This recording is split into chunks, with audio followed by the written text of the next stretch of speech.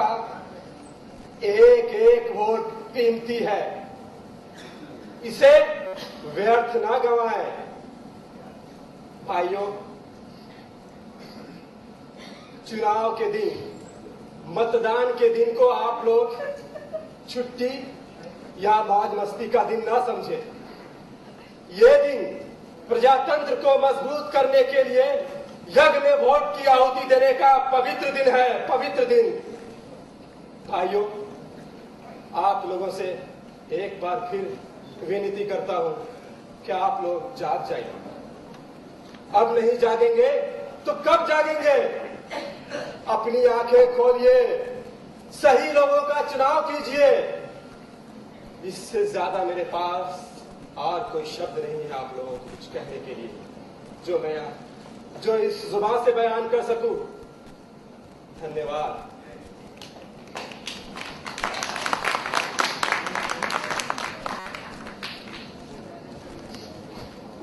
प्यारे मतदाताओं, आप हमारे विरोधियों के बहकावे में ना आए।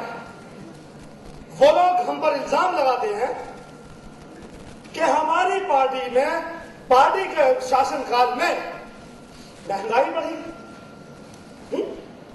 मैं तो उन्हें पूरे सम्मान के साथ बता देना चाहता हूं कि इसमें हमारी पार्टी का कोई हाथ पांव नहीं है। अरे ये तो हमारे देश के लोगों की आमदनी बढ़ी है, जिससे वो लोग ज्यादा चीजें खरीदते हैं। अब ज्यादा चीजें खरीदेंगे तो चीजों की कमी होगी, और चीजों की कमी होगी तो महंगाई अपने आप बढ़ेगी, खा पी के। लेकिन महंगाई कम करने का तरीका भी है हमारे पास। अगर हमारे देश की जनता हफ्ते में सिर्फ और सिर्फ 2 दिन भूख हड़ताल रखे तो महंगाई अपने आप खत्म हो जाएगी।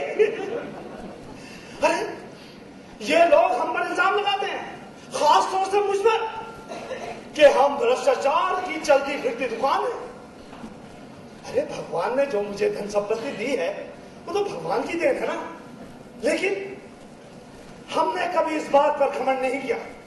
अरे जो आज मेरा है कल किसी और का हो जाएगा, परसों उनका हो जाएगा। वो भाई साहब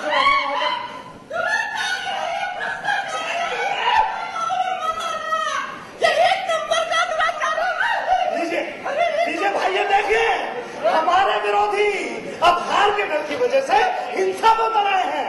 लेकिन मैं डरने वाला नहीं हूँ। अरे चप्पल क्यों मारते हो?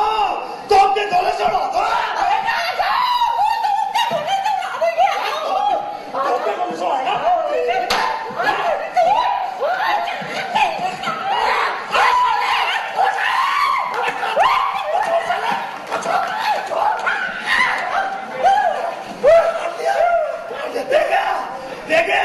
हमारे देश की जनता देख लीजिए, ये कमिश्नर साहिबा, अरे इनसे कोई काम की बात कहो तो कहते मैं क्या कर सकती हूँ, ये तो कोर्ट का ऑर्डर है।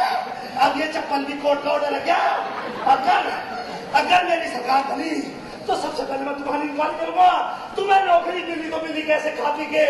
भाइयों, जैसे आपका प्यार मुझे मिलता रहा है इसी तरह से मिलता रहे। अरे मंदिर की बात करें तो जूता चप्पल ला।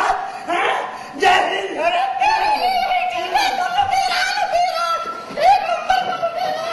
इंतजार की घड़ियां खत्म हुई।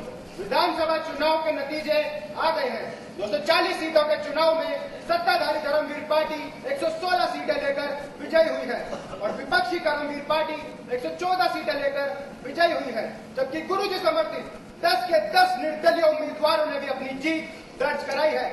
मजे की बात यह है कि किसी भी पार्टी को सरकार बनाने के लिए निर्दलीय विधायकों का ही सहारा लेना पड़ेगा। अब देखना यह होगा कि कौन सी पार्टी बाजी मारती है और कौन नहीं।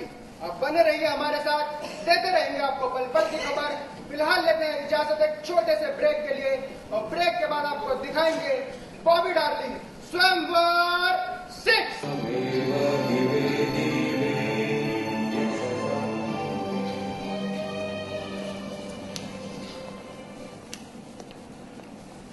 गुरुजी, हम सभी आपकी बात से सहमत हैं, पर कोई भी पार्टी अपने बलबूते पर सरकार बनाने की स्थिति में नहीं है, और फिर 2 बड़ी पार्टियों के गुर्गे निर्दलियों पर डोरे डाल रहे हैं। वो कितने भी कोशिश कर लें, हमारे विधायक बिकने वाले नहीं हैं। गुरुजी, विधायकों को जो ऑफर दिए जा रहे हैं उसे सुनकर आप दंग रह जाएंगे। मैं वो सुनना भी नहीं चाहता। मैं चाहता हूँ कि हमारे निर्दलीय विधायकों की तरफ से अरुण ही अब आगे उनसे बातचीत करें। हाँ गुरुजी, ये ठीक रहेगा, ताकि कोई अलग अलग बात करके हमारे टीम मेंबर्स में फूट न डाल सके। गुरुजी, इन दोनों दलों के बीच क्या बात की जाए?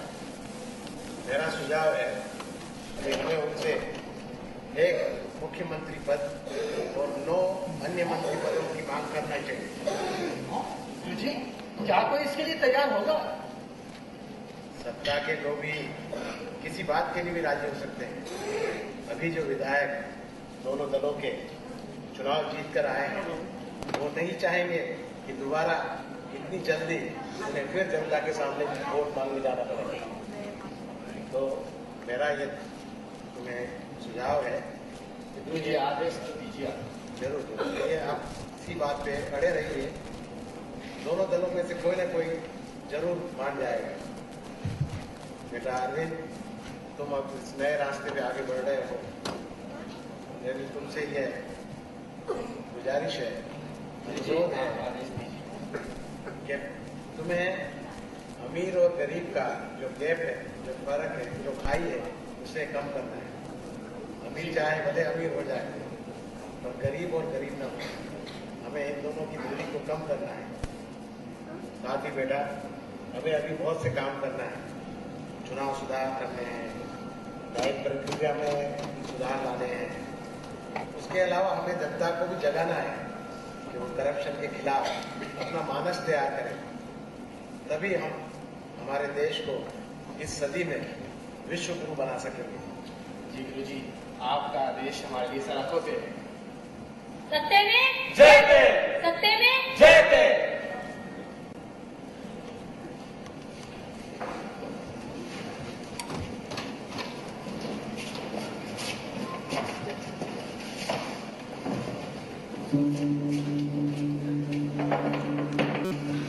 असतो मां सद्गमय तमसो मां ज्योतिर्गमय मृत्योर्मा अमृतम्।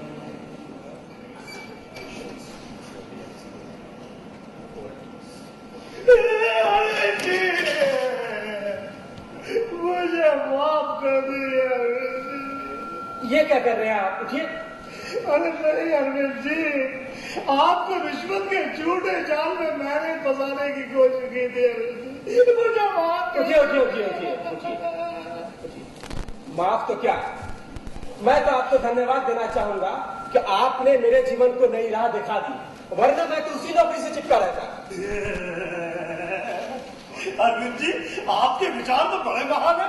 अरे मैं तो कहूंगा कि आप पुरुष ही नहीं, महापुरुष है, महापुरुष। आपके विचार जानकर मैं तो धन्य हो गया प्रभु।